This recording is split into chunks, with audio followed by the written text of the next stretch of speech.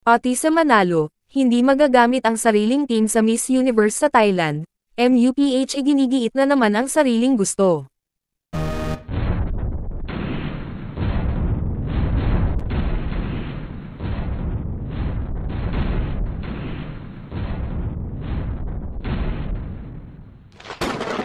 Sa dalawang panalo ng Pilipinas sa Miss Universe sa loob ng nakaraang isang dekada, noong 2015 sa pagkapanalo ni Pia Wurtzbach at pagkapanalo ni Katrina Gray noong 2018, sa pagdetalye nila ng kanilang mga preparations and team sa likod ng kani-kanilang panalo ay inamin nila na may sari-sarili silang team na bitbit nila from Philippines hanggang sa venue ng pageant.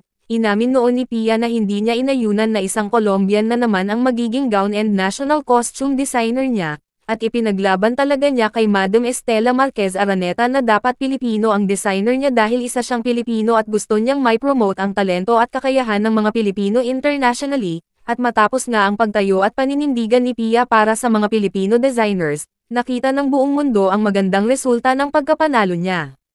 Maging si Katrina Gray ay inamin din na nagkaroon ng di pagkakaunawaan sa pagitan niya at nang noon ay may hawak sa Philippines team under BPCI. Iginiit kasi ni Katrina na ang team niya sa national pageant ang isasama niya hanggang sa international, maging sa national costume at gown designers ay siya rin ang pumili, maging ang disenyo ng gown at kulay ay siya rin ang nag-isip. Talagang hands-on si Katrina when it comes to her wardrobe. Inaral niya rin ang mag-makeup at kung ano ang magandang makeup na babagay sa kanya.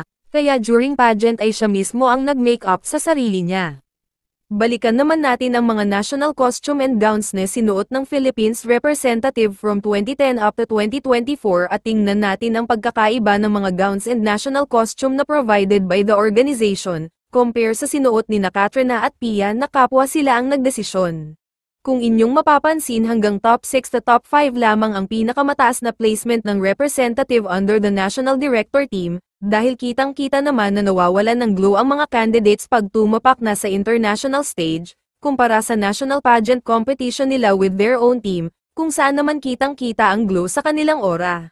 At wag din natin kalimutan ang makeup look, preliminary gown at national costume ni Celeste Cortesi na talaga namang nagpabagsak at naging dahilan ng pagiging El Tocuyo niya.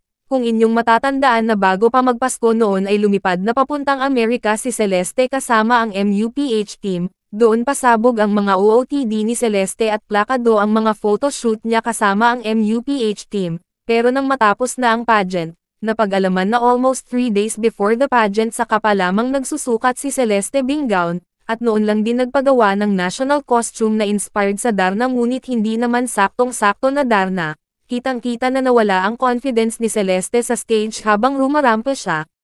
At ngayon nga nalalaban si Atisa ay usap-usapan na di siya pinayagan na dalhin ang sariling team niya sa Thailand. Dahilan nga nito ay nagkaroon ng pag-meeting ang pamunuan ng MUPH at matapos ang nasabing meeting, isang cryptic post ang kumalat sa SOCMED, isang screenshot ng palitan ng usapan, ayon dito.